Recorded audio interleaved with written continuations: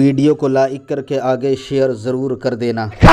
ایک نے آگے بڑھ کے کہا گھبرانا، میں حوا ہوں آدم کی بیوی، آج تیری خادمہ بن کر کے آئی ہوں۔ دوسری نے کہا عمران کی بیٹی ہوں، عیسیٰ کی امی ہوں، مریم میرا نام ہے، آج تیری خدمت کے لیے آئی ہوں۔ توجہ تو کرے نا، ذرا غور تو کرے نا، بات آپ کہتے ہیں چھوڑو یار یہ باتیں، اس سے اسلام کا فائدہ ہے، نبی کی فضیلت بتانے میں اسلام کا فائدہ ہے۔ اگر میلاد پڑھنے میں اسلام کا فائدہ نہ ہوتا تو اللہ آل عمران میں میلاد کیوں بیان کرتا؟ اللہ آل عمران میں میلاد کیوں بیان کرتا؟ اور اگر میرے عزیز تجھے میلاد سے اتنی نفرت ہو گئی ہے تو پھر وہ صورتیں چھوڑ دیا کر تراویح میں۔ میں تو جب تراویح پڑھتا ہوں نا تو قرآن کی آیتیں آتی ہیں تو تراویح کے بعد کہتا ہوں آج ہم نے میلاد عیسیٰ پڑھی ہے۔ ارے میلاد عیسیٰ پڑھنا عبادت ہو گیا، میلاد مصطفیٰ پڑھنا بدعت کب سے ہو گیا؟ آپ عیسائی ہو یا نہ محمد عربی کے غلام ہو، ہم تو حضرت عیسیٰ کو مانتے ہیں۔ میلاد عیسیٰ پہ آپ کو کوئی اعتراض نہیں میرے بھائی، اور میلاد مصطفیٰ پر آپ کو اتنی تکلیف، حد ہے، افسوس ہے۔ مطلب یہ ہے کہ آپ نہیں کہتے، آپ کے پیچھے کوئی کہہ رہا ہے جو تجھ میں بولتا ہے وہ تو نہیں ہے، جو تجھ میں بولتا ہے وہ تو نہیں ہے، پھر کون بول رہا ہے؟ پھر اس پہ حدیث پڑھ دیتا ہوں اگر آپ برا نہیں مانے تو۔ جب حضور کی ولادت ہوئی، حدیث پاک ہے، حضور کی ولادت ہوئی، شیطان رو رہا تھا، سر پہ خاک ڈال رہا تھا۔ وہ کہا آقا جی یہ کیا ہو گیا، کیوں آج آپ خاک ڈالتے ہیں، آج کیوں خاک ہو رہی ہے، سر پہ کیوں خاک ڈالی جا رہی ہے؟ تو کہا کہ آپ کو نہیں پتا کہ شیطان آپ سے بات نہیں کرتا، لیکن چونکہ آپ کا جلسہ ہے تو میں نے آپ سے ہی بات کرنی ہے، تاکہ آپ گھر جا کے نہیں کہہ کہ بڑے غصے میں تھے تو آپ کو بھی تم کہہ رہے تھے، پھر یہ تم سے تو نہ کہنے لگے۔ لیکن بہرحال میری قوم ایسی نہیں کہے گی، لیکن جو کچھ لوگ ادھر ادھر کے آتے ہیں ان کا خوف ہوتا ہے، ورنہ جب میں ان کو تو کہوں گا تو بھی یہ خوش ہوں گے، کیوں؟ ان کو پتا ہے آپ سے تم ہو گئے، پھر تو کا عنواں ہو گئے، رفتہ رفتہ وہ میری ہستی کا ساما ہو گئے۔ جب ہم تم کہتے ہیں اور تو بھی کہتے ہیں تو پھر قربت کی بنیاد پہ کہتے ہیں، محبت کی بنیاد پہ کہتے ہیں۔ لیکن بات او شیطان جی یہ کیوں رو، آج رونا کیوں ہے؟ آپ تو کبھی نہیں روئے، آج کیوں روتے ہیں؟ کیونکہ آپ کا رونا تو صرف اسی دن دیکھا گیا تھا، کس دن؟ جب جنت سے نکالا گیا تھا تو آپ روئے تھے۔ آج آپ کیوں روتے ہیں؟ تو کہا تجھے نہیں پتا آخری نبی پیدا ہو گیا، آخری نبی آ گیا، اور اس نبی کی شان یہ ہوگی کہ وہ سب کو بخشوا لے جائے گا، جو اس کا کلمہ پڑھے گا، جو اس پہ ایمان لائے گا وہ سب کو بخشوا لے جائے گا۔ تو اپنا تو مشن ہی ختم ہو گیا، مشن ختم ہو گیا، اس لیے تکلیف ہے۔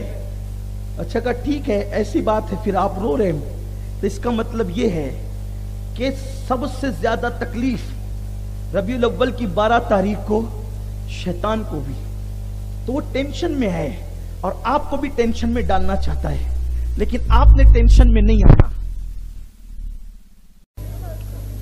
صلی اللہ علی محمد صلی اللہ،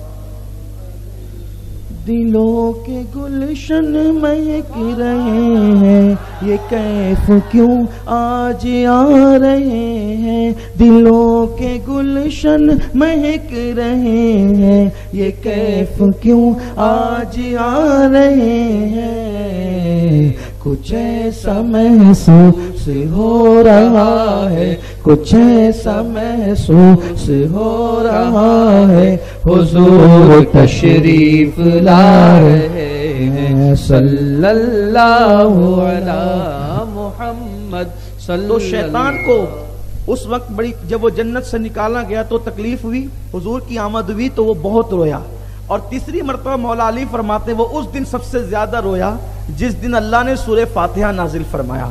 اس نے سوچا میں جنت سے نکلا کیوں، دوسری بات حضور کی میلاد ہوئی کیوں، تیسری بات کہ فاتحہ آئی کیوں، یہ اس موقع پر وہ بہت رویا۔ میرے آقا علیہ السلام کے دیوانوں، یہ کون بیان کر رہا ہے؟ یہ مولا کائنات حدیث بیان کر رہے ہیں، حدیث پاک ہے۔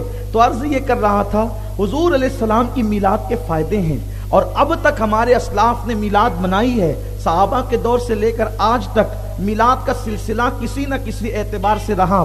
کل میں نے بتایا اپنے احباب کو، بلکہ شاید پچھلے سال بتایا کہ الحاوی للفتاوی میں امام سیوطی نے لکھا ہے کہ حضور علیہ السلام کی میلاد کے دن سیدنا صدیق اکبر نے مدینہ منورہ میں کم و بیش 100 اونٹ ذبح کر کے لوگوں کی دعوت کی۔ یعنی یہ بات جو آپ کے ذہن میں ہے نا کہ صحابہ نے میلاد نہیں منائی، صحابہ نے بھی میلاد منائی، الگ الگ انداز سے منائی. بہرحال میں عرض کر رہا تھا حضور کا حسن. تو یہ جو ابو جہل تھا حضرت طفیل کے پاس آیا اور کہنے لگا اے طفیل تم یہ جو مکے میں تجارت کے لیے آئے ہو تو یاد رکھنا ایک شخص ہے جس کا نام محمد ہے، اس کے قریب کبھی نہ جانا، کیونکہ وہ ہمارے پرانے دین کو برا کہتا ہے، پرانے ہمارے جو خیالات ہیں اور عقائد ہے اس کو برا کہتا ہے، اور وہ نئے دین کی دعوت دیتا ہے، اور بہت خراب خراب باتیں اس نے کی. تو آپ جانتے ہیں آپ لوگ اس طرح کی باتیں کہتے ہیں، اور اس وقت یہی بات کہی جا سکتی ہے کہ اگر گوبر زمین پہ گرے نا تو وہ کچھ نہ کچھ لے کر کے اٹھتا ہے. مثال بھونڈی ہے لیکن سچی ہے. تو ابو جہل نے اتنی گندی گندی باتیں حضور کے خلاف کہہ دی تھی کہ وہ باتیں کہہ کر کے طفیل کے دل و دماغ میں حضور کے خلاف ایک دم مائنڈ اس کا سیٹ ہو گیا تھا طفیل کا. انہوں نے کیا سوچا کہ میں جب تک مکے میں رہوں گا کان میں روئی ڈال کر رہوں گا تاکہ میری غلطی سے بھی حضور کی آواز میرے کان میں نہیں آنا چاہیے، یعنی کان میں آواز بھی نہ آئے. اتنا حضور سے نفرت پیدا کر دیا تھا ابو جہل نے، کیونکہ جھوٹ اتنا بار بار بار بار بار بار ریپیٹ کیا گیا کہ ایسا کہتے ہیں نا جھوٹ کو اتنا دہراؤ کہ وہ سچ لگنے لگے. ایسا ہی ہوا. جھوٹ کی کوئی حد نہیں ہوتی. کسی مفکر نے بات کہا ہے سچ کی حد ہوتی ہے، اس کو گھٹا دو تو سچ نہیں رہتا، اس کو بڑھا دو تو سچ نہیں رہتا. جھوٹ سچ کی تعریف کیا ہے؟ اگر گھٹائیں تو بھی سچ نہیں رہتا اور اگر بڑھائیں تو بھی سچ نہیں رہتا. لیکن جھوٹ کی تعریف یہ ہے جتنا چاہو گھٹاتے جاؤ اور جتنا چاہو نہ ادھر کوئی حد ہے نہ ادھر کوئی حد ہے. لیکن سچ کو بہت محتاط انداز میں بولنا پڑتا ہے. تو بس بات اتنی ہے. اللہ اکبر. اس نے اتنا جھوٹ بولا کہ طفیل معاذ اللہ ایک دم مائنڈ سیٹ کر لیے کہ ان کو دیکھنا تو دور کی بات، کان میں روئی ڈال کر کاٹن ڈال کر کے گھوموں گا اور تجارت کروں گا تاکہ آواز بھی نہ آئے. لیکن اللہ جب کسی کے لیے راہیں پیدا کرنا چاہیں، اللہ جب کسی کو ہدایت دینا چاہیں تو پھر میرا اللہ اس کے لیے راستے پیدا کر دیتا ہے. طفیل نے جتنے دن مکے میں گزارنے تھے گزار لیے. آخری رات تھی، دل میں خیال آیا طفیل اب مکے سے صبح کو جانا ہے اور پھر پتہ نہیں کب لوٹے گا، کم از کم کعبے کا طواف تو کر لے. اتنا ڈرے سہمے تھے کہ ان کی آواز بھی کان میں نہ آئے. دل میں سوچا کہ رات کو تو کوئی طواف نہیں کرتا ہوگا، چلتے ہیں رات ہی کے وقت. اور پھر کیا منظر ہے ذرا اس کو فقیر کے الفاظ کے جامع میں سنیں. اوپر چاند چمک رہا ہے اور چاندنی کو زمین پہ بکھیر رہا ہے، اور نیچے زمین کی پشت پر ایک وجود ناز، وجود نازنی، جس کے قد کو میں سرو قد کہوں، جس کے رخسار کو میں لالا کے رخسار کہوں، جس کی آنکھوں کو میں نرگس کا پھول کہوں، جس کے چہرے کو میں 14ویں کا چاند کہوں، جس کے ابرو کو میں 2 قبلوں کی یکجائی کہوں، جس کے گیسو کو ابر کرم کہوں، جس کی داڑھی کو میں چاند کے گرد کا حالہ کہوں، میں جس کے ناخن کو ہلال عید کہوں، میں جس کے لبوں کو لال یمن کہوں، میں جس کے دانتوں کو در عدن کہوں، میں جس کے ہاتھوں کو ید اللہ کہوں، میں جس کے پیروں کو لا اقسم بہذا البلد کی تفسیر کہوں، میں جس کی مانگ کو مطلع فجر حق کی تفسیر کہوں، میں جس کی آنکھوں کو مازاغل بصر کا جو ہے وہ ترجمہ کہوں، میں جس کی کہ شکم ناس کو بلکہ جس کے سینے اقدس کو علم نشرہ کہوں، میں اللہ اکبر جس کے کانوں کو خدا داد صلاحیتوں کے جو ہے وہ خدا داد صلاحیتوں کا مظہر کہوں، میں جس کے وجود ناس کو اللہ کی قدرت کا شاہکار کہوں. اللہ اکبر. کیا کہوں؟ اللہ اللہ. پھر یہی کہتا ہوں تیرے تو وصف عیب تناہی سے ہے بری، حیران ہوں میرے شاہ میں کیا کیا کہوں تجھے. قدرت نے بنا کر بلکہ مصور فطرت نے بنا کر اس تصویر کو قلم ہی توڑ دیا. نہ تجھ جیسا پہلے کسی کو بنایا تھا اور نہ اب تیرے جیسا بعد میں کسی کو بنانا ہے. رخ مصطفیٰ ہے وہ آئینہ کہ اب ایسا دوسرا آئینہ نہ ہماری بزم خیال میں، نہ دکان آئینہ ساز میں، نہ ہماری خیالوں کی انجمن میں ہے ایسا چہرہ، نہ پھر قدرت کے اللہ اکبر مخلوق میں کہیں پر ایسا چہرہ ملتا ہے. وہ چہرہ وہ جسے قرآن والضحیٰ کہیں، وہ زلفیں وہ جسے قرآن واللیل کہیں. میں کیا کہوں؟ تو البتہ اختصار وقت کا مجھے بہت زیادہ محسوس کرتا ہے اور اپنی طرف کھینچتا ہے کہ رکیے بھی اور وقت پر گفتگو بھی ختم ہونی ہے. اللہ اکبر. طفیل کہتے ہیں میں نے کانوں میں کاٹن ڈال جو رکھے تھے، مجھے یقین تھا کہ رات کی تاریکی میں جبکہ پورا مکہ بستر پر سو چکا ہے، خواب خرگوش کے مزے لے رہا ہے، اب تو کوئی حرم میں ہوگا نہیں. میں نے جیسے ہی اپنے قدم کو مطاف کے اندر رکھا، ایک بڑی سریلی سی اور پیاری سی آواز نے میرے کانوں میں رس گھولنا شروع کیا. اس لیے کہ یہ بات بھی بتا دوں، حسن حسن ہوتا ہے. اگر کسی کا چہرہ خوبصورت ہے تو آواز ایسی ہے کہ لوگ سن کر کے ہنس پڑے. بڑی ٹائٹ سی آواز. میں آواز نکالنے کا اگر ہنر جانتا تو وہ بھی بتاتا، لیکن مجھے یہ ہنر نہیں آتا ہے، میں نہیں جانتا ہوں. بہرحال بات آپ کو سمجھا سکتا تھا.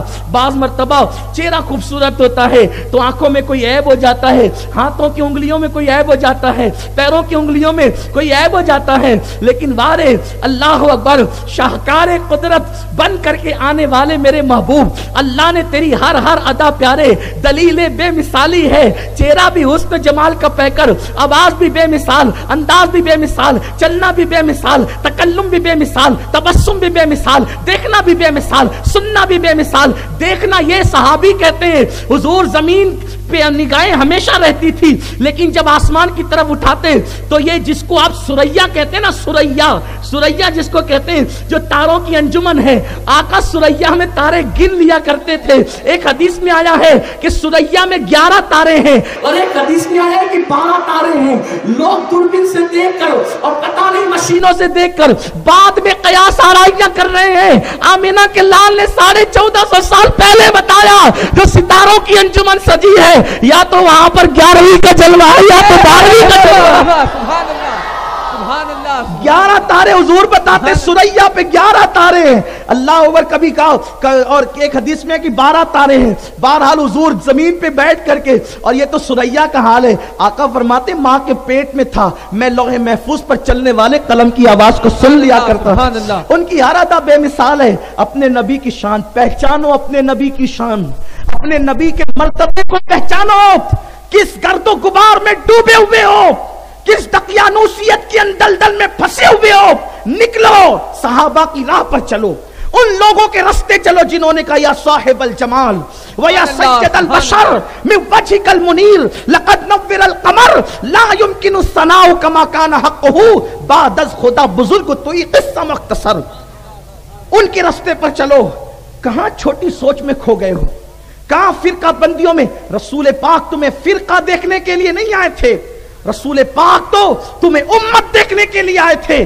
اور اگر حضور کی امت بن کر زندہ رہنا ہے تو اسی عقیدے پہ رہنا ہوگا جس عقیدے پہ صحابہ، تابعین، تبع تابعین، اولیاء کرام، ائمہ مجتہدین تھے. انشاءاللہ اگر وقت رہا تو کل میں یہ بات پڑھوں گا کہ حضور کی میلاد کس نے کی. یہ بات انشاءاللہ کل پڑھوں گا. لیکن آج مختصر یہ ہے کہ طفیل حرم میں قدم رکھتے ہیں تو کہتے ہیں ایک سریلی سی آواز آئی. آواز بھی بے مثال تھی اور جو کلام تھا وہ بھی بے مثال تھا. طفیل کہتے ہیں میں خود شاعر ہوں. طفیل کہتے ہیں میں خود شاعر ہوں. پڑھے لکھے آدمی کو کے سامنے زیادہ حق کو چھپایا نہیں جا سکتا. پڑھے لکھے آدمی سے، باشعور آدمی سے زیادہ حق کو چھپایا نہیں جا سکتا. اور میری جماعت کے بہت بڑے مفکر نے کہا یہ بات کہ پھول پر پیرا بٹھایا جا سکتا ہے، خوشبو پر پیرا نہیں بٹھایا جا سکتا. ابو جہل تو حضور سید کونین کے خلاف جو کہنا تھا کہہ چکا، لیکن طفیل نے جب قدم رکھا ہے حرم میں تو کہتے ہیں کلام بھی بے مثال تھا، آواز بھی بے مثال تھی، کیونکہ میں خود شاعر ہوں. نہ وہ نظم تھی نہ وہ نثر تھا. کلام دو ہی ہوتے ہیں نا، یا تو نظم ہوگا یا تو نثر ہوگا. نہ وہ نظم تھی نہ وہ نثر تھا. میرے دل میں خیال آیا یار آواز اتنی خوبصورت ہے، آواز والا کیسا ہوگا، آواز اتنی حسن والی آواز والا کیسا ہوگا. ان کی آواز کیسی تھی بتاؤں؟ جب لہن داؤدی، حضرت داؤد جب اللہ کی کتاب پڑھتے تھے تو پرندے جمع ہو جاتے تھے، ہے نا، پرندے جمع ہو جاتے تھے. اور جب اللہ کی کتاب میرے محبوب پڑھتے ہیں تو اللہ کیا کہتے ہیں؟ قل، بول، تو بول۔ داؤد اللہ کی کتاب تلاوت کرتے ہیں تو پرندے مشتاق ہوتے سننے کے، اور اللہ اپنا کلام کہتا ہے حبیب قل، بول، تم فرماؤ، آپ فرمائیں۔ اے اللہ کلام تیرا ہے، تو بول، تو فرما۔ یہ محبوب سے کہتے ہیں قل، آپ فرمائیے، آپ فرمائیے۔ تو استاد زمن کہتے ہیں یہ قل کا راز کیا ہے؟ قل کہہ کے اپنی بات بھی لب سے تیرے سنی، قل کہہ کے اپنی بات بھی لب سے تیرے سنی، اللہ کو ہے اتنی تیری گفتگو پسند۔ وہاں لہن داؤدی پر پرندے فدا ہیں، یہاں لہن مصطفیٰ پر خدا بھی مشتاق ہیں۔ یہ میرے نبی کی آواز ہے، ذرا سوچو نا، آواز بنانے والا خود مشتاق ہو تو وہ آواز کیسی ہوگی؟ سبحان اللہ۔ کاش کہ ہمارے کانوں میں بھی کبھی وہ آواز آئے، کبھی وہ آواز ہمارے کانوں میں بھی آئے۔ اللہ وہ دن وہ رات بھی کبھی دکھائے کہ خواب ہی میں صحیح وہ جلوے جہاں آرا نظر آئے۔ اللہ اکبر۔ طفیل کہتے آواز اتنی اچھی ہے، آواز والا کیسا ہوگا؟ کہتے ہیں جیسے میں آگے بڑھا، آگے بڑھ کے جیسے چہرے پہ نظر پڑی، میرے دل نے کہا طفیل یہ کسی جھوٹے کا چہرہ نہیں ہے، یہ تو بڑے سچے کا چہرہ ہے۔ میں قریب گیا، قریب جا کر کے کہا کون ہیں آپ کون ہیں؟ حضور نے کہا میں محمد ابن عبداللہ ہوں اور رسول اللہ بن کر کے آیا ہوں۔ اتنا سننا تھا طفیل نے کہا، وہ جھوٹا تھا جو آپ کے خلاف بک رہا تھا، حضور آپ سچے ہیں اور کلمہ پڑھائیں، اسلام میں داخل کر لیں۔ حضرت طفیل نے کلمہ پڑھا۔ اب توجہ کریں، کلمہ پڑھا، کلمہ پڑھنے کے بعد مسلمان ہو گئے۔ عرض کی حضور اب اپنے گاؤں جا رہا ہوں، اپنے علاقے میں جا رہا ہوں، آپ کی دعوت وہاں پہنچانا چاہتا ہوں، مجھے کوئی نشانی دیجئے، کوئی نشانی دیجئے آپ مجھے۔ حضور نے ان کی پیشانی پہ ہاتھ لگایا تو ان کی پیشانی روشن ہو گئی اور نور کی کرنیں نکلنے لگی۔ انہوں نے عرض کی یا رسول اللہ یہاں مت دیجئے، کیونکہ وہاں کے لوگ تہمات پرستی میں مبتلا ہیں، یہاں پیشانی پہ جو وہ نشان دیکھیں گے نا تو وہ سمجھیں گے کہ کئی برس کا داغ تو نہیں آ گیا، سفید داغ تو نہیں آ گیا، تو اس لیے یہاں مت دیجئے، کہیں اور دیجئے۔ تو حضور علیہ السلام نے ان کے ہاتھ پہ ہاتھ رکھا تو ان کا ہاتھ منور ہو گیا۔ اور پھر حضرت طفیل اپنے گاؤں میں پہنچے، اپنے علاقے میں، تو اسی علاقے میں حضرت ابو ہریرہ رہتے تھے۔ ابھی تک ابو ہریرہ مسلمان نہیں ہوئے تھے۔ یہ جو طفیل ہے نا وہ وہاں گئے، اور ابو ہریرہ بھی ابو ہریرہ نہیں تھے، ان کا نام تھا عبد الشمس، سورج کا بندہ۔ توجہ کریں، سورج کا بندہ۔ جب وہ وہاں پہنچے تو عبد الشمس سے ملاقات ہوئی، کہو عبد الشمس ایک مکے میں آمینہ کا لال ہے، اللہ کی طرف بلاتا ہے، اس کی طرف چلے جاؤ اور حق پر آ جاؤ۔ تو انہوں نے کہا نشانی کیا ہے؟ تو کہا کہ دیکھو اس نے میرے ہاتھ میں ہاتھ رکھا تو میرا ہاتھ روشن ہو گیا، ہاتھ سے نور کی کرنیں نکلتی ہے۔ تو حضرت ابو ہریرہ مسلمان ہو گئے۔ اب یہ عبد الشمس مسلمان ہوئے، مدینہ منورہ آئے۔ اب یہ بات چونکہ اتنا وقت گزر چکا تھا کہ حضور مکے سے مدینہ طیبہ تشریف لا چکے تھے، تو پھر یہ عبد الشمس آئے۔ آقا کریم نے پوچھا تیرا نام کیا ہے؟ عرض کی حضور مجھے عبد الشمس کہتے ہیں۔ سرکار نے کہا تیرا نام عبد الشمس نہیں ہے بلکہ تیرا نام عبد الرحمن ہے۔ حضور نے نام عبد الرحمن رکھا۔ آج شاید بہتوں کو پہلی بار پتہ چلا ہوگا، پہلے عبد الشمس تھے، پھر عبد الرحمن تھے، نام عبد الرحمن ہی ہوا، لیکن پھر ان کو ابو ہریرہ کیسے کہا جانے لگا؟ بہت سی وجوہات میں سے بس ایک بات اور گفتگو ختم۔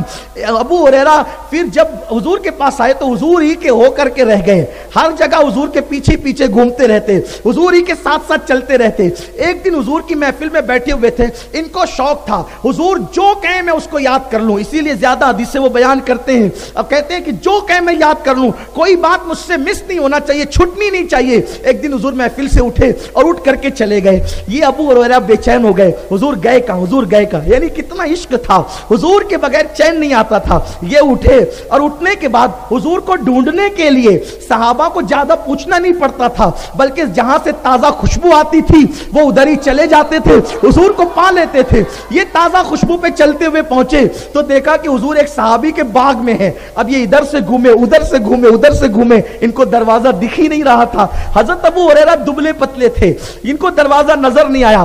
سوچا حضور بیٹھے ہوئے ہیں، اب وہاں تک پہنچنا ہے، دروازہ نظر نہیں آتا، حضور کو آواز دے نہیں سکتا، کیونکہ اللہ کا فرمان ہے میرے محبوب کو ایسے نہیں پکارنا جیسے آپس میں ایک دوسرے کو پکارتے، او فلاں ادھر آؤ فلاں نہیں۔ اور حضور کو میری اوقات کے میں کہوں دروازہ کھول دو، کیسے کہہ سکتا ہوں؟ حضور کو کہہ نہیں سکتا، اندر جانے کا شوق शौक भी है। तो ये इधर उधर से घूम के जब थक गए तो बागों के अंदर पानी आने जाने के लिए एक नाली होती थी। पानी जब बाग को दिया जाता है ना कुएं से, अभी भी होती है। उन्होंने नाली देखी और नाली देख करके दुबला पतला बदन तो था ही, अपने आप को बिल्कुल सुकेड़ लिया और उसी से जहां से पानी जाता था वहीं से घुस करके अंदर दाखिल हो गए। कितना शौक था हुजूर की बारगाह में पहुंचने का।